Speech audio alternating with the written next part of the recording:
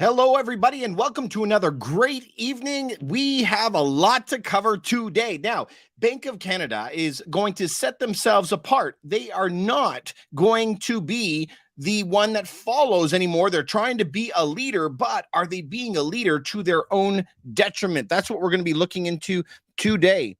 All right, you guys. So if we're going to take a look at this, remember that the Bank of Canada was the first of the G7 countries to pause the interest rates, right? So they paused the interest rates against what everyone else in the world is doing, but they did it anyway. And now one thing that they do not want to do is be cocky. And man, oh man, have they been burned now? Now they've had to raise those interest rates again. So as they've raised those interest rates, they're kind of looking a little bit dodgy, right? They're losing a little bit of their credibility. Now, this week is when the United States is going to be raising their rate or pausing. And I think that they're going to be looking what the Bank of Canada did, but they do not want to back down. Remember, the United States is not a little Canada. It is the reserve currency of the world. And so they got a lot more at stake at this. So we're going to be looking at some information in different areas, and you guys could let me know if there's any questions that you have along the way. All right, so let's share some information and let's see what we're at right now. So right now, if we're looking at Toronto prices, I think it's a little bit crazy, to be honest with you. If you look in the past 12 months, the average price in Toronto is up 3.8%. So this is going to be the same in the majority of any city in North America, over 1 million people. You are seeing here that prices have recovered in the past 12 months. So you're telling me that interest rates that have been on an onslaught since last summer has not affected home prices at all. In fact, that they're higher. This is crazy town to me. I cannot even believe it. If we're going to go back 1 year as well and go back and look at what the bond rate was, please remember last summer we got as low as 2.6. Recently, we had it as low as 2.8, but currently sitting at 3.6, so much, much higher. If we want to look at the United States, their average rates, they have rebounded a lot. If we look at in the past year, average mortgage rates have gone up a lot. As well, if we look at their federal effective funds rate, straight up. So if we look at Canada, Canada is the story that everyone is kind of looking to these days, is because number one, they were the first to pause in April. And so it's been 4 months of this pause, but they see that it is not enough. It is not working. So they're going to have to raise it again. When we look at the United States, they are continuing to raise those rates nonstop. And so the difference of those loans is what we have to look at. So right now, if you had $1 million loan last year at 2%, or even let's say it was 3% in the middle of the summer, if you did that, your average payments would be $4,700.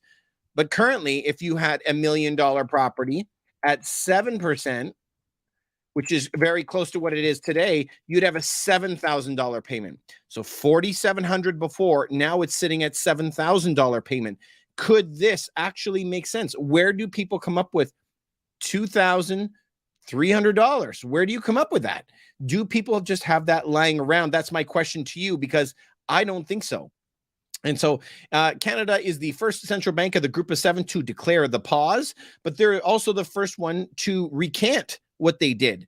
And so if we're looking at those prices, we have to also look at the risks. So International Monetary Fund is also telling you which countries are the highest at risk. Canada is the number one at-risk country for failure right now. Number one. Highest risk is that dark red, lowest risk is blue. So Canada is right up there in the top. Australia is number two. I have family in Australia, so Australia could get burned here as well.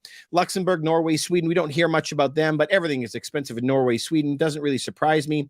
Netherlands, they have no land whatsoever there. And United States is after that. So these ones don't surprise me. Canada, we don't have to be like this. We're like this way by choice. Whereas Luxembourg, for example, they have no land. One of the richest countries out there. We know that Netherlands, very rich, no land. I expect that. Norway, Sweden, extremely high prices for everything because they're very, very socialist, have a huge social net. Australia and Canada, they're only in this position because of choice, because they made a lot of bad choices. They have all the land, all the resources, all the government systems, yet this is people making bad choices. So if we look at a chart and we try to piece this together, we're going to pick a couple cities.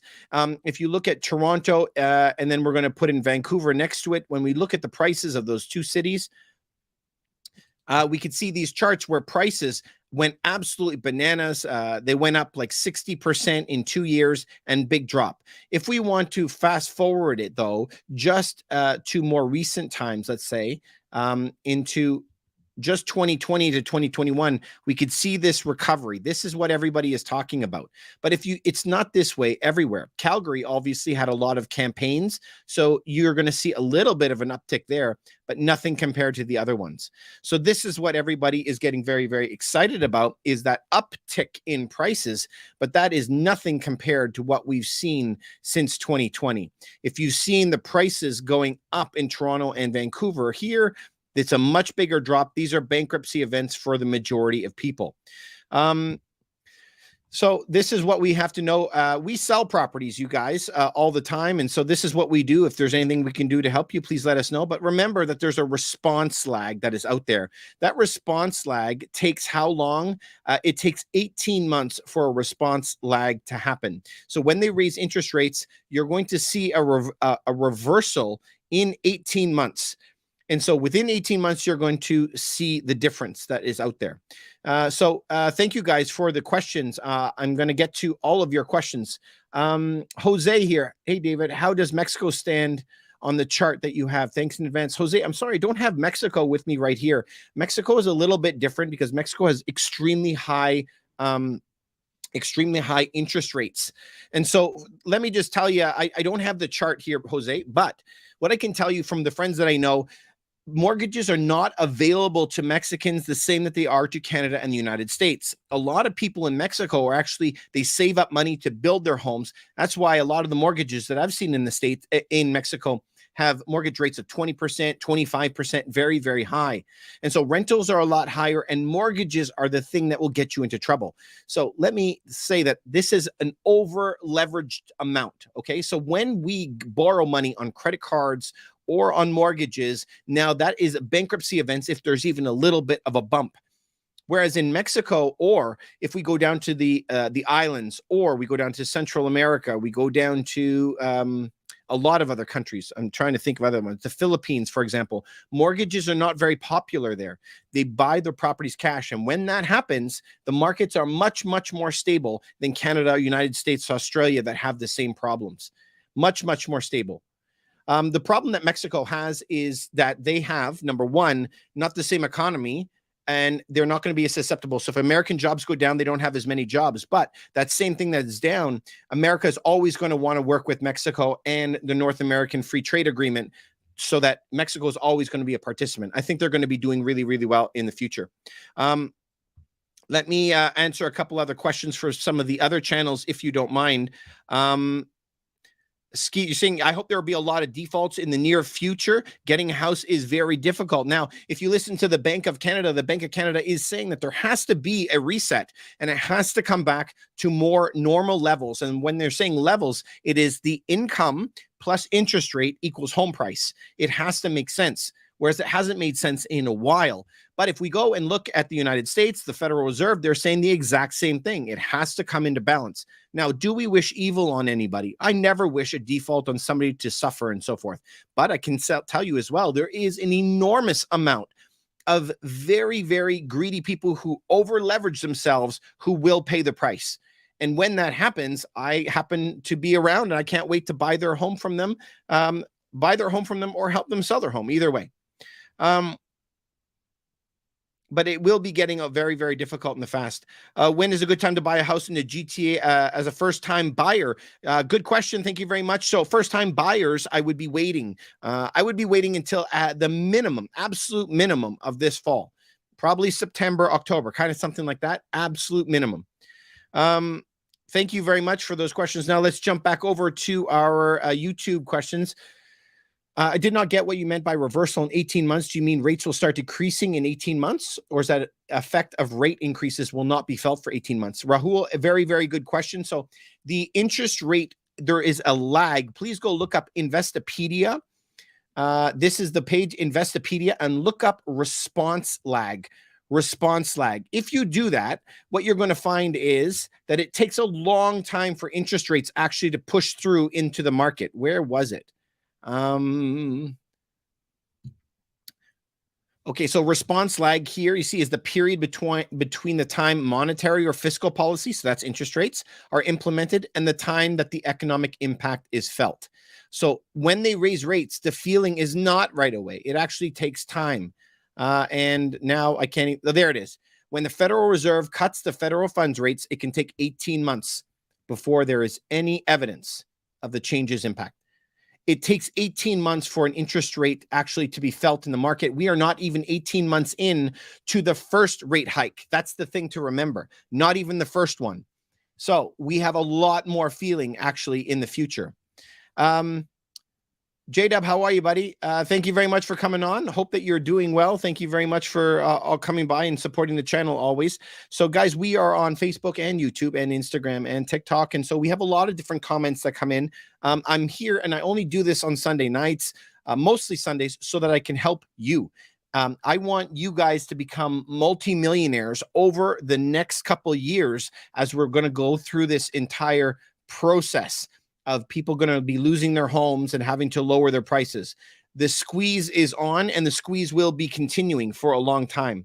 So if you guys have any other questions, I would love to help you out in any way that I can. Let me know if there's something that you guys want me to do with you.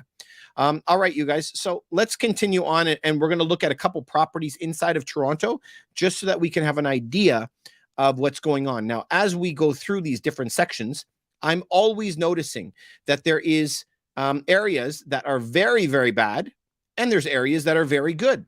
Now, let's share some of those areas. So it doesn't really matter. This is looking at a price point of all of Toronto, all prices for condos and homes and everything all put together. And it's not like that in the real world. If we take a look at this, you guys, this is condos and homes. Now let's split this up. Please remember 3.8% in the past year, property prices have gone up. Now, is that the way everywhere? Is it? So let's look at just condos, for example. So remember that the average was 3.8. Look at condos are not the ones that are up. Condos are only up 0.6%. So what is up? That's what you have to ask yourself. So let's try. I'm not sure. I'm doing this live with you guys, but let's see what houses did. Did detached properties? Is that what has really changed it? There it is. Detached properties are up 5.6%. That is the culprit of what is pulling prices so much higher today. So look at the average price just 12 months ago. 12 months ago, the average price in Toronto was 1.3 million right here. Today, $1,384,000. Unbelievable, right? So this is what you're going to continue to see is you're going to be seeing as they are lowering those rates, and you can watch that through the bond rates in whatever country that you're in. This is what is going to change everything for you. This is what's going to keep pushing the prices higher. So why are prices high right now? At the end of March, when those banks collapsed, prices actually sank. They went way down and they stayed low from near the end of March, April, May, a couple months. But look at what's happened recently. Ever since May 11th, the rate has gone up, up, up, up, up, up. Do you see that big mountain? That is going to squeeze prices down. As interest rates go up, home prices have to get pushed down. This is a forward-looking indicator, whereas if you're looking at the average price is reported after the home closes, and this is a rear-looking indicator. So we already know that home prices have to get squeezed here and squeezed to the downside. So don't look at prices, look at the bond yields and what the mortgage rates are. This is going to help you a lot as you move forward for sure. Absolutely. All right, you guys. So let's take a look at some areas. If you guys have any questions for me, please let me know. If you want me to look at certain cities or if you want me to look at certain area codes, I can do that as well. So as we take a look at here, these are the different homes. This is an area that I work in, but this extrapolates out. So what I notice when I'm looking at different cities all over the place, if I'm looking at all cities in North America, over 1 million people, especially if they are more liberal or Democrat states, they're kind of in one lump. If you're looking at cities over a million in more red states or conservative places, they're in another lump. So a lot has to do with those different areas. Look at here that just in the past 12 months, 36,000 properties have sold in the past 12 months. 36,812 different properties. So we have all 36,000 properties and we run data against them so that we could get better information for you guys. We have a question that's coming up for one paragraph. That Pablo, L4Y is what you're looking up. L4Y. Let's take a look. L4Y, and we're looking a detached 3-bedroom. That's what he's wanting to know what the prices are. So let's take a look at that and just see how that's going. Detached, and he's looking for 3 bedrooms. So when it comes to threes and fours are very, very close, but we'll take a look. Normally the 4s are in the basements. Let's look at how much the average price. So this would be a detached property inside of L4Y that are 3 bedrooms. Currently, average prices are selling for 1.435. So 1,435,000, up 7.4% in the past year. Beautiful, right? Isn't that amazing? That's great. What is better for the first investment property between Alberta and New Brunswick? Well, I guess you have to figure out what is important to you. But you know, I don't know if you have friends that are there. That's what I don't know. So let's take a look at the two, for example. If we look at Alberta as a whole or New Brunswick as a whole, which was your question, let's look at New Brunswick down here and let's look at Alberta up here. So if we back this way up and we're going to go back in the time machine from 2005 to 2023, you have to look at those prices. And so Alberta has been on a general overall trend upward, but very, very slow, right? Whereas New Brunswick, the property prices stayed the same probably for a decade or more until 2020, and then they just went bananas. So average price right now in New Brunswick is $279. Average price in Alberta is $473. It really, really depends what your rent would be. How much rent are you going to make on the units and what type of client you can get and how fast you can evict them from your property. But good question. You know, I've looked at both. If you guys have followed me before, I like both areas, but the edge for me is Alberta. All right, you guys. So do you have any other questions for me? You let me know. What you want to do is to always be looking at the bonds. Don't erase the word bond or erase the word treasury. Just think of it a loan. It's a loan that you're giving to the government. So how much is that loan? What are they going to pay you on it? And remember, that commission structure is directly impacted on the commission that the individual bank, Bank of America or Bank of Montreal or TD Bank, doesn't matter how much profit that they want to make on their products as well. So it really, really affects you. Just so that you know. So our policy rate has gone up. This is going to hurt a lot of people over a lot of time, but it's going to take time for that to actually come through. So if we're looking at the total Toronto area is up 3.8%. We have a question coming in about Kleinburg and Vaughan. So let's just take a look at how those areas are doing. Vaughan is doing much better overall. I see so much building that is coming in Vaughan. Let me see if I have. I'm looking for it. I may have passed it already. Vaughan right here. Wish it was alphabetical. This is for Havar. I'm sorry, I can't say that name. Vaughan. If we're looking at the Vaughan in the past 12 months, 1.3 million all the way up to 1.3 million. But it's up a little bit, 63,000 higher, up 3.2. That's right on target for what the rest of Toronto is doing. So if we look at the past 2 years, this market right now, overall from the peak of 1.6 down to 1.35, man, this is an area code that you would want to be selling in right now. That's a sell one. It's not a purchase one in that area. So if we erase that, I don't remember if I have enough information for Kleinburg, but so let me take a look at Kleinburg. Remember, we sell properties all over the Greater Toronto area. So if you'd like to sell your home for more money, it's a free consultation. Just go to sellhigher.ca, sellhigher.ca. Just type that in, put your name and phone number and email, and our team will reach back out to you. Kleinburg, Let's see if I have enough for Kleinberg. I don't think that I do. Sorry, guys. Let me know if you see it.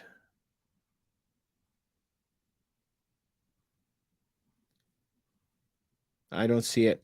Sorry, you guys. Oakville. How is Oakville doing? Oakville is not doing the best. Oakville has gotten kind of punished over the past couple of years. As you can see, their prices were 1.8 million. Currently, Oakville is sitting at 1.5 million for the average property right now. If we're going to look at Canada across all different areas, let's line up Toronto, Vancouver, and Oakville. I had Oakville and Milton. If we look at it, we could say that the worst offender on this list would be the orange one because it has the highest peak and the largest drop, and that is Oakville, Milton. So prices dropped from 1.6 million all the way down to the low of 1.2. That's $400,000 evaporated. And so that is the largest drop of prices in Canada. Not really too surprising because Oakville has some of the richest real estate in Canada. But if we just do all of Canada completely, let's see, all of Canada completely, I think the top one, there you go, is Milton and Oakville. They put the two together. It's the biggest rise in prices and the biggest loss in prices in Canada. So this is an area right now that it depends on the type of product, because when I work in Oakville properties, sometimes these Oakville properties are $8 million, $10 million. They're very, very nice properties. But then just less than 5 minutes away would be an everyman $1 million townhouse and, some condos. So this is giving you the average price for those areas. And so it really, really depends on where you go. So just think of those big, expensive properties where we work with people. They bought the property many years ago for $5 million, and now the property is worth $20 million, but they paid it off many years ago. And they're like, I don't care if the property goes down to $10 million. I am never moving. The number one answer in those areas are, you're going to have to take me out of here in a box. Kind of gruesome, but you would be surprised. I'm like, does everyone read this brochure or something just to have the same answer all the time?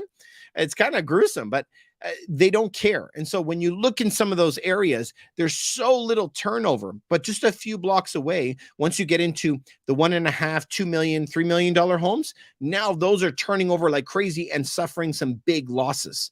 So it really depends who has the property. Are they depending on their income to be able to pay for the property and cannot pay the higher bills? And so even though you may be in a couple block radius, it's night and day the way that it is working with people these days. How about Barrie? Yeah, let's take a look at Barrie, you guys. Barrie. Let's take a look here. And we'll check out Barrie. Barrie has been a weird place. It's very, very good for end users, not really good for investors. Investors don't generally buy up there, or if they're income investors, let's say. Speculators do go up to Barrie, but not income investors. So right here on the past 2 years, prices were $969,000. You could see at the peak. And then prices now are sitting at $789,000. Barrie as a whole is down 14.3%. 14.3%. So hopefully that helps. Kuda Baba Chai, you're saying finally some refreshing real estate info. Well, I'm glad that you think so. Thank you very much. Remember, we got some a whole bunch of trolls earlier in the night that are saying that all real estate agents are bad, blah, blah, blah. But remember, they're not all bad. It's not like all lawyers are bad, all real estate agents are bad, all whatever is bad. It's just some of them. So if you look hard enough, you will find a good whatever you need in any field. It's like me in my world with home inspectors and bankers and mortgage brokers and so on and so forth. All right. Someone's asking me about Edmonton. How is Edmonton doing? So Edmonton is doing really, really good. Edmonton is I would say cash flow boring. Is that a term? If not, I think that we should make it that way. All right, so let's take a look at Greater Vancouver, maybe, and compare this to Edmonton. And also, let's put a Calgary in there just so that we can have some good comparisons. Okay, so the top up here would be Vancouver pricing, and the raise below this is Calgary in the light blue, and then Edmonton is down here. So we could see that the prices of Edmonton are consistently lower than Calgary, but they remain very, very, very close for forever. From 2007 all the way till 2021, the prices, the gap always remained the same. Edmonton just in the past year has slid down, and Calgary has gone up. So the difference is more now, because they have a lot of ads for Calgary. A lot of money is going into Calgary, and a lot of money is getting pulled out of Edmonton.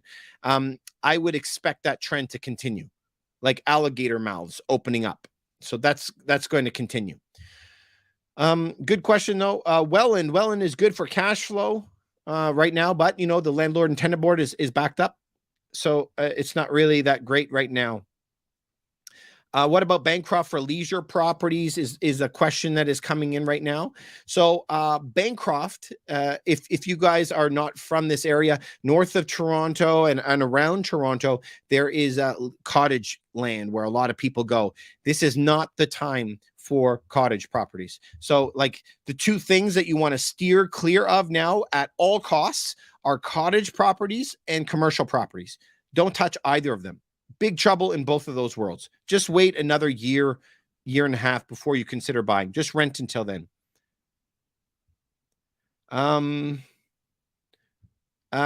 Tanya's asking about Newmarket. Sure, let's take a look at Newmarket for you. Newmarket is doing pretty good overall. That's a market that we actually work in. So if you're thinking of selling your properties, of course, you can go to sellhigher.ca where you can sell your home for more money. It's a free consultation. Put your name and phone number there, and someone will get back to you. If you want to know where Newmarket is, Newmarket, over 1,000 homes have sold in the past 12 months. And if we look at the prices in the past 12 months, they've gone from 1.1 million all the way to 1.25 million. So property prices are up 10%, which is fantastic for Newmarket. So Newmarket is doing really, really great. What is the best place for an investor in Ontario? Well, that's a good question, but that's a hard question to answer. So you guys, if we look at Newmarket, we could tell you exactly what the price is. But when you're asking us, where do you think that we should invest? This is the hard one, because number one, if you want to bet on appreciation, you're a speculator, there's different areas. Like you can go into Toronto, for example, into a one bedroom, or you can go and try to find a cottage country in King City, or you can go to places like Newmarket where I see properties down 40%. Now you're trying to buy for cash flow, different type of buyer. If you're trying to do cash flow, generally people go to really, really south or really, really north Ontario. Not very many of them go to Eastern Ontario. Byron, sorry. Yeah, that website that I'm using is a private website. Unfortunately, it's not available to the public. Is it a good time to buy a house or no? No, I don't think it's a good time to buy a house right now. Now is the time in the majority of areas to be selling your property. That's what I think you should be doing. Sell your property if the price is high. So when we go and take a look at your property, let's say that you're in one of the zones that we're looking at right now where property prices are up 10%. 10%, okay? If they're up 10%, that means that you should be selling the property. If your property is down 30% or more, then that means you should be buying another property in that area. It really has to do with the type of product that you're buying. So are you buying only townhomes? Is that what you're buying in your area? If that's what's on sale, that's what you buy. You ever go to the grocery store and you're going down the aisle and you're looking at chicken, lamb, pork, whatever it is, beef, and you're buying the stuff that's on sale, you're buying more of it. So when we find something that is on sale, we want to buy more of it. Yeah, makes sense?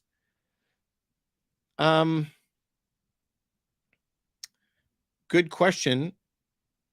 What is the best time to sell in Newmarket? Well, you guys, I am a data-driven person myself. So when we're going to be looking at the best time to sell, I want to sell at the highest number. There you go. So, I mean, it doesn't even make sense why the price has rebounded that much. And so, like I just said before, if the price is up, that's when you want to sell. If the price is down 30%, that's when you want to buy. You want to buy the things that are on special. Now, this is not on special. So that means that it would be time to sell it. You know what I mean? Terry, Hamilton West Mountain versus Haldimand County. No, Hamilton West Mountain for sure. Jessica Wilson, buying a small property is okay. Absolutely, it's okay. I think it's a great idea to buy a small property. You don't necessarily, this is not a first home. This is not a first home. That I would never do that. So remember, there's going to be a time for a lag. Remember that we just learned before that there is a response lag. Please always refer to this, please. If you go to the response lag, and you'll learn it takes up to 18 months for there to be any feeling in the market, for you to actually see something. We're not even 18 months into the first interest rate hike. Please remember that. So we got to look forward, right? What is it going to be like in 18 months? And that is what the bond rates do. We can look at 1 year, 5-year bonds, whatever it is. And this is tied to home prices. The only reason that home prices went up is because the interest rates dropped at the end of March, when all Silicon Valley Bank and everything collapsed over here. And then they've been going sideways right now. But now that the Bank of Canada was saying that we're going to be raising interest rates, now that this has happened, it's going to squeeze home prices down. So we already know what's going to happen, but you just have to look at the right chart. This one's like looking in the rear view mirror of your car as you're driving down the road. The other one is looking forward out the windshield. So please look out the right window. I'm serious. Look out the right window, guys. I'm looking right at you. Please. Do it. It'll save you a lot of headache in the future. What website are you getting these stats from, and how often do they get updated? This website right here is updated once per month, but it's a private website, so not available to the public, unfortunately. Does price will decrease? Yeah. As bond rates go up, home prices come down. Very, very, and vice versa, right? If the rates come down like they did here at the end of March, and they go down and stay sideways for a while, home prices go up. Tesla, I don't own a Tesla, and I don't own any Tesla stock. I've ordered 2 Teslas, but I never took ownership of them.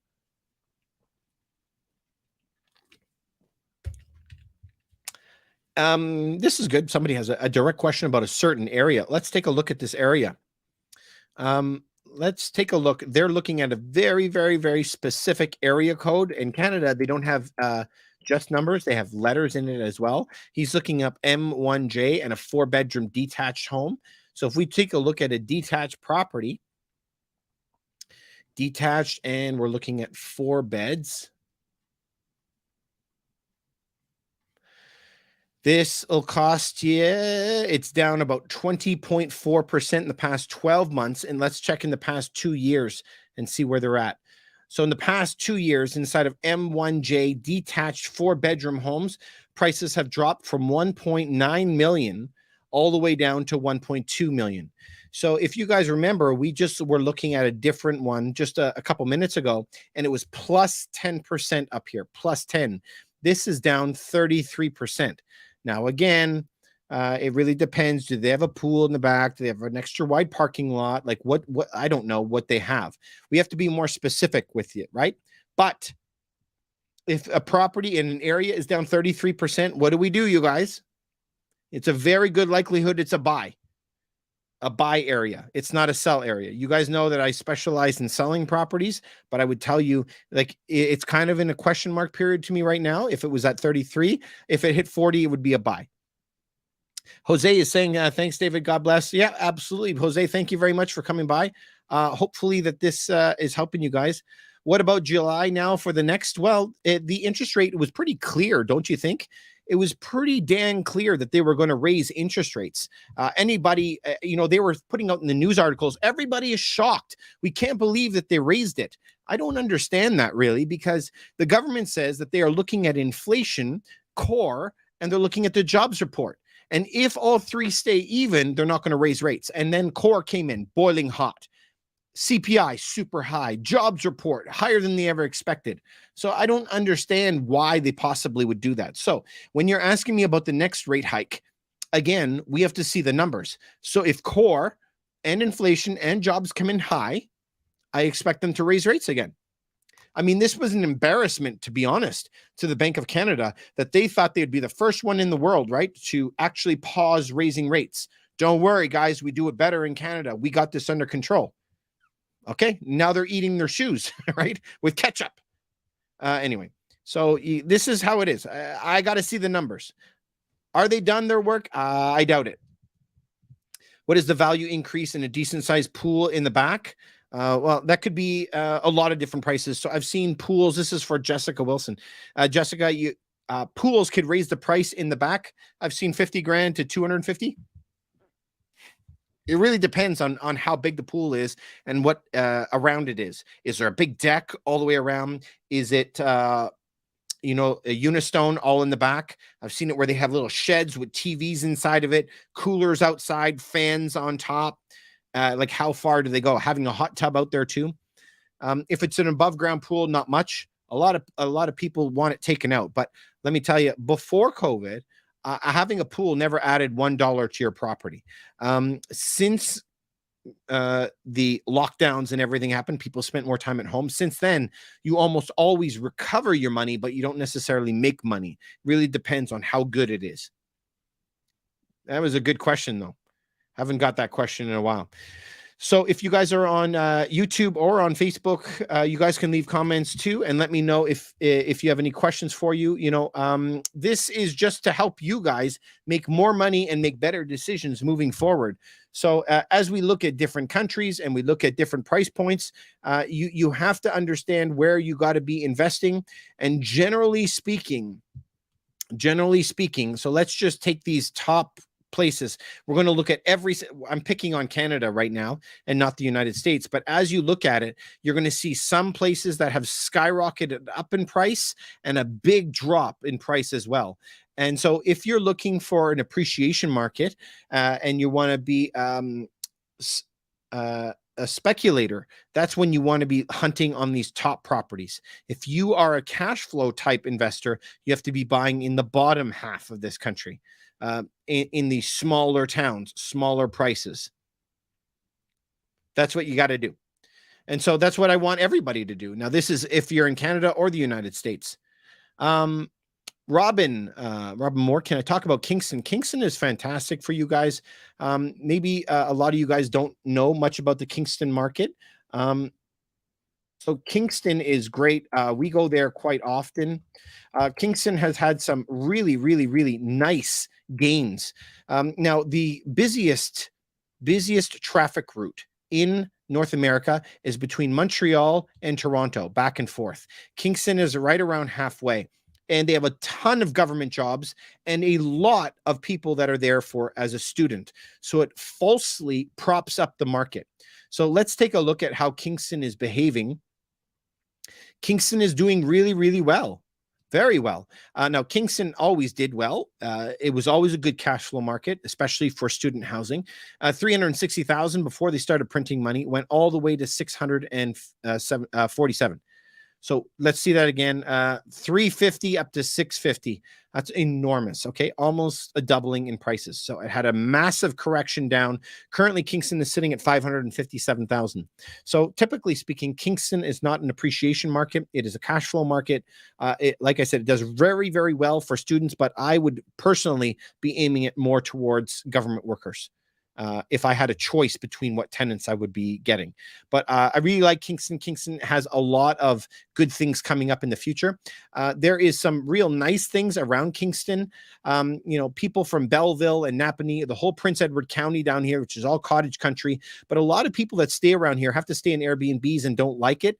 And the only place to have really nice hotels is going to be in Kingston. And so I find that there's a lot of people that want to stay in Kingston that want to move over, and it also helps keep up the economy there. So for me, I'm a huge fan of Kingston. Huge fan. Love it. That was for Robin. Hopefully that helped. 786. What is the best time to sell? I have to sell my home before October 2023. Oh, well, I would be selling it as soon as you can. Now, why would I say that? I don't know where you live, 786, but if we are going to be looking at the prices and we're going to figure out when to sell, you kind of have to understand what the mortgage rates will be. And there's a forward looking window of what mortgage rates are going to be. So as they are rising up here, as you're seeing them come up, it's going to squeeze home prices down, and it takes a little bit for that to happen. So this is why, like, if you had to sell it, you have to look forward. What do you think mortgage rates will be? For every 1% that interest rate changes, that means home prices drop by 10%. So you really, really, really have to understand that. Okay, so let's take into account. Okay, so right now it's 6%. Okay, versus 7%. So if we take a look at that, and a $1 million property, two ways: 1 million, 1 million, 6%, 7%, 1% difference. You see that? Prices have to go from $6,400 a month to $7,000 a month just to be able to afford that mortgage. So most people are not getting raises. So what happens? How do I bring this back down? You would probably have to bring this down to around 910,000, something like that. There you go. So a $1 million property would have to go down to 910,000 for the payments to remain around that 6,400 level.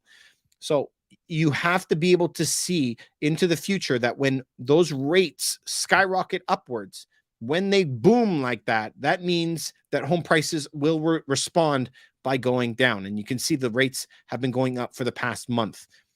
So if you were going to be selling before October and before the massive amounts of renewals that are coming in July and August, I think it's a good time to be selling now. But again, I don't know what area that you're in. If you want to let me know, you can. I'll let you know my a couple thoughts on that if that's something you would like. Robin, you're very, very welcome. Hopefully that you're having a good day. Hopefully I helped you out. Otis, how are you, sir? Good to see you again. You're in Milton. Okay. Yeah. And if you're in Milton and you're a detached property, I for sure would be thinking about it sooner than later. If you were in, let's say, a small condo or something in Milton, you were in a 1-bedroom, depending on your entry point, depending on what your locked in interest rate is, it might be a good idea to keep it. If you wanted to talk to us about selling your property, I know that you have to do that. You can go to sellhigher.ca, where you can sell your home for more money faster and less hassle. You can have a free consultation with my team. Just put your name and phone number in there, and we'll get back to you as soon as we can. All right. So next, we have London, Ontario, and Milton. So London, Ontario, it's been an interesting ride for London. London, satellite city, had a massive surge in prices, and so it had a massive correction. London area right here, you could see it went from just about 390,000, skyrocketed up to 773 in March of 2022 when they started to raise the rates, dropped down to 568, and now 200. Let's put that next to the Toronto or Vancouver, doesn't matter which one, just so that you can have a gauge to see how they behaved. Toronto skyrocketed upward, so bigger crash in Toronto, but it's still, London had a big drop from 700 down to 566 as an average. It is rebounding a tiny bit now, but we know that the squeeze is on because they've raised the rates again. So it'll come down, but it's going to be up for a while.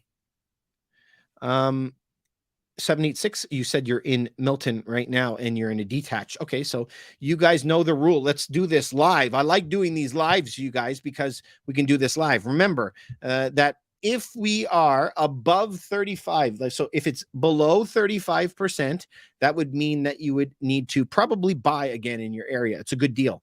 If it is not, if it is above that, like even in the positive territory, only minus 10, that's a sell time. All right, so let's do what she's asking and go, she or he, 786. Let's take a look at your city, Milton, number one, and he's in a semi-detached. And let's try to see this live and do this live. So in Milton, 1,531 different properties sold. Specifically, he's interested, or she, into a semi-detached property.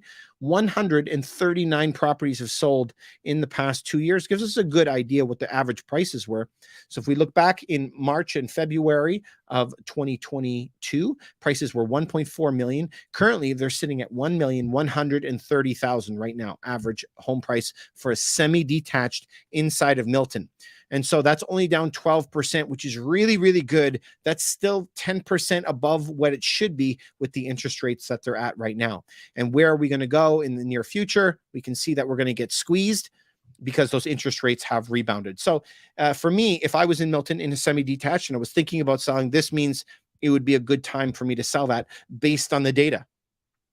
So we never try to do things based on our feelings, right? We want to know more about real data crunching, because we want to make sure that people are safe and doing the right thing. There's a lot of areas that are losing money. There's a lot of areas that are actually making money. So that's what we would like to do.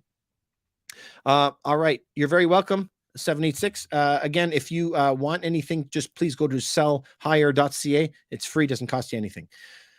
All right, you guys. Do you guys want me to run through any other numbers with you or not? You guys could let me know. So as interest rates are going to continue going up, this is what you have to think about. If those interest rates go up, home prices drop 10% for every 1% that the interest rate goes up. So we've gone from a place where interest rates were at 0. We have people who had mortgages at 1%, and now those mortgages are coming up at 6%. A 5% increase in rates would ultimately crush prices by 50%. But because they have printed a lot of money in the realm of about 15%, that offsets it. So home prices today should only be around 35% nominally less than what it is. But remember, it takes the response lag, which could be up to 18 months from the last interest rate cycle. So that has to push its way into time. And so this could take a process. But remember, in 2008, 9, 10, that terrible time, it only took 4% of the population to actually foreclose, and it caused all the problems that we know from the great financial crisis. So don't think for a second that this is going to take until 2024, 2025 for us to see any difference. What a load of malarkey. Doesn't mean anything. So don't think of that. Don't think of that at all. All right, you guys. So is it a good time to buy pre-construction in Hamilton? Ola? No way. I would not be touching new construction at all in Hamilton. Not even a little bit. So maybe this will help you. Let me see if I can do something for you and maybe help her out a little bit. I'm going to try to share my screen with you and explain to you why pre-construction is no good. All right, so let's take a look here. I'm going to explain to you two different things. Number one is the way that real estate used to be calculated, and now the way that real estate is calculated. Okay, so let's go back to like 2010, let's say, okay? 2010. In 2010, you would have an existing property and it would be worth $500,000. And when they would build a new, I'm going to put dots here because it isn't really in existence, this house. This is going to be pre-construction, pre-con, we call it. And they would sell, okay, well, existing homes are 500,000. So we will sell you this pre-construction for 500,000. So when you buy it for 500, same price as it is in existence, 3 years later, when you actually took ownership, the property is worth $700K and you made $200,000 just for selling a piece of paper. That's it. So people were very, very upset that you were able to make all that money without doing anything. So then they wanted to change the way that they actually do pre-construction. So now the way it works is, now we are going to write existing. So say that we had an existing property, this beautiful home, and it's worth $1 million, for example. Could be a condo, could be whatever, 1 million. And this is in 2023. So if you have a contract, and in this contract, okay, it is now selling you this possible house. They're saying by the time that you get the property in 2027, or whatever the time would be, we think that prices will continue to go straight up. And so by 2027, we think the home will be worth 1.5 million. And so that is the price that you have to pay today, is 1.5 million. Whereas if you had that house, you could go forward in a time machine and magically have it appear in front of you. That home would be the same as the existing home that is in front of you. It would be ideal. So here is the problem: is you are paying for all of the risk, and you're not getting any gain from it. So they think because the prices went like this in 2020 all the way to 2023, where we are now, they're expecting that prices will continue all the way up here before they sell you that home.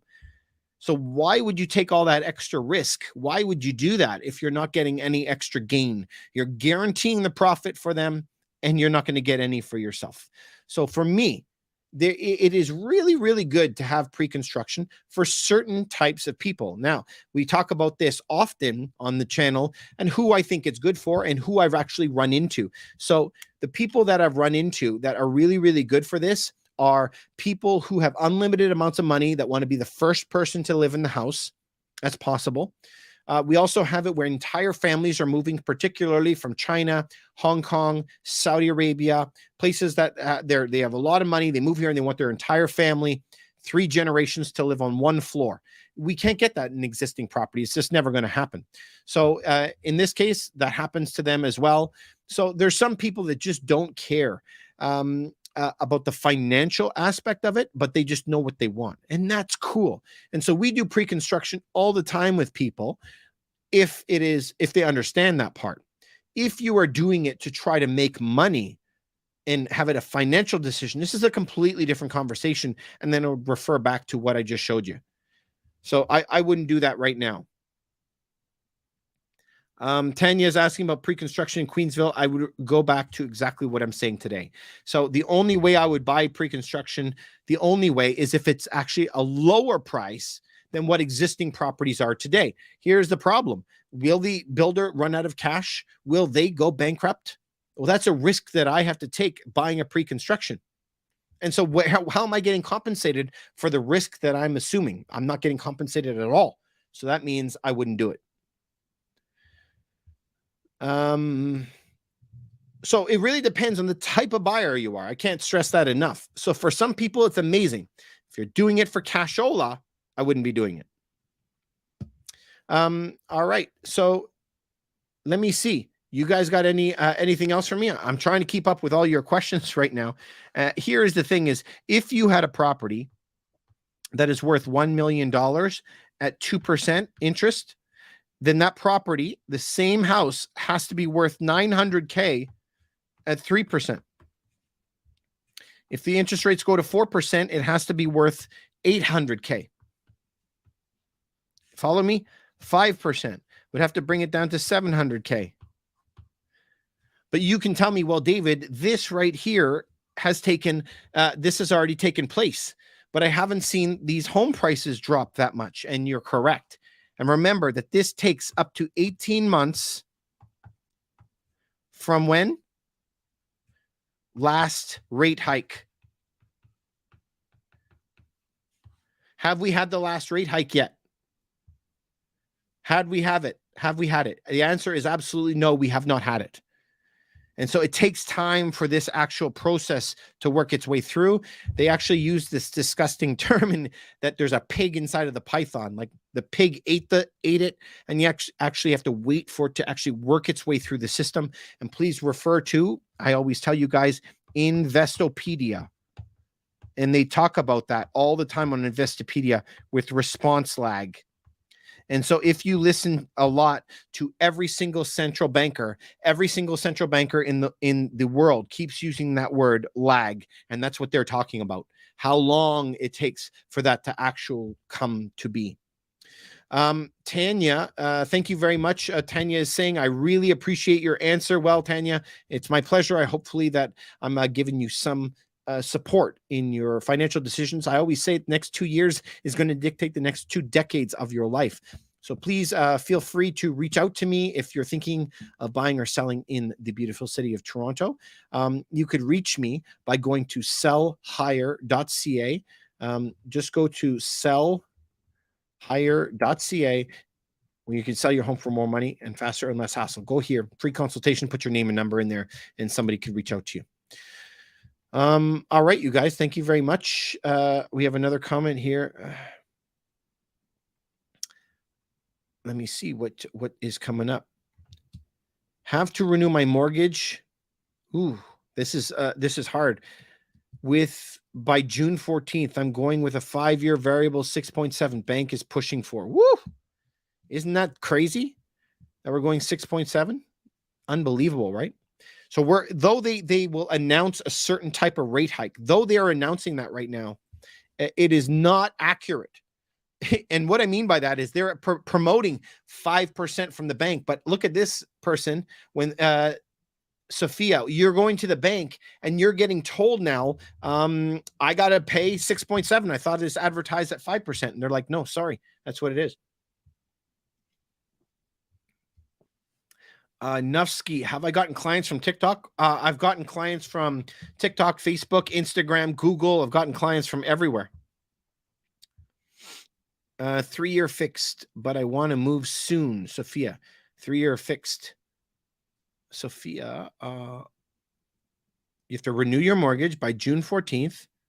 I'm going with a 5-year variable, and the bank is pushing for a 3-year fixed.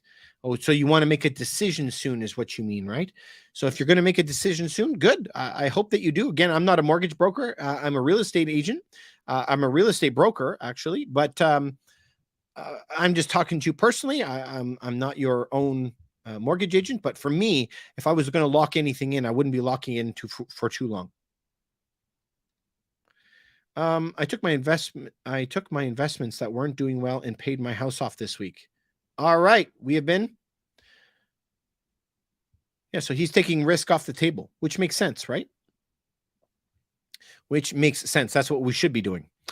All right, so listen, you guys, please pay attention to the lag. The lag is this big thing that's going to come and bite you in the butt. And I don't want that to happen to you guys. Honestly, this is a really rough time. I think the future is going to be tough on a lot of people as this is going to continue, I think. So this lag is one thing that you have to pay attention to, that these rates are going to be crushing home prices down. As they are pushing home prices down, we're going to see more and more properties that are going to be coming up for renewals. They're going to be getting crushed with their rates. And as that is going to happen, this is what we notice. So I went and looked up Scotiabank. In 2023, there is something in the realm of $30 billion coming up for renewal. 30 billion. And you're going to say, well, David, that's huge. Well, I'm going to tell you, the other 5 massive banks in Canada all have something similar to that. Listen, it doesn't matter the number because I've looked at the American ones as well. This is the bigger story here.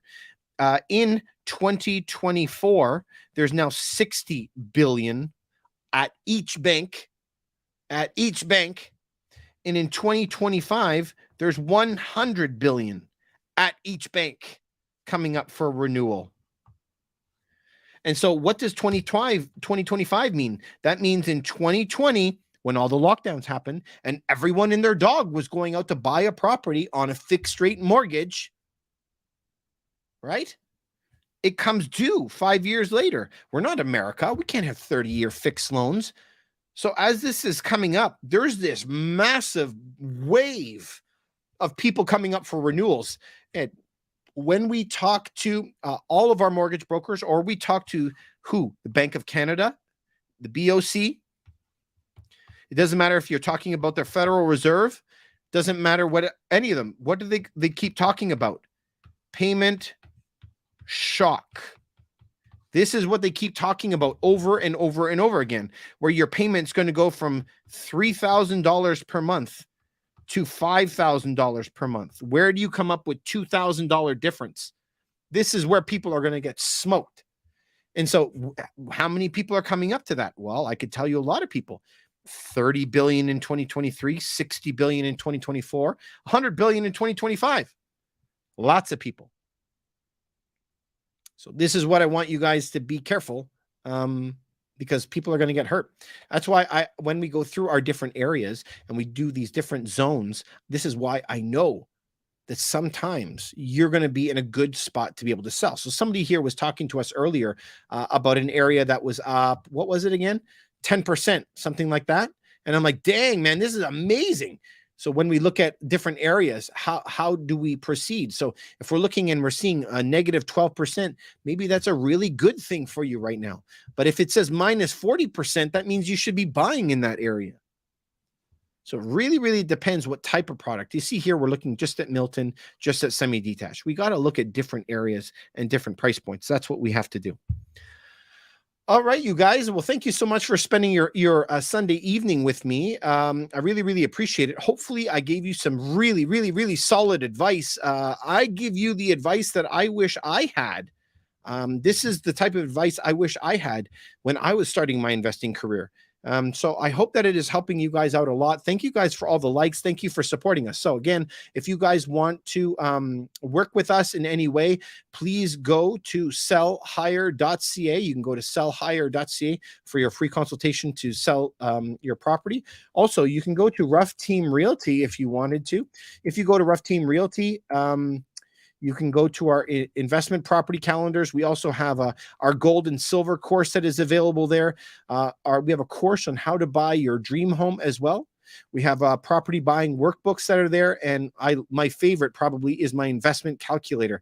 So you can go to that website if you want, sellhigher.ca/products. You can go to products and then you can get all of these different things.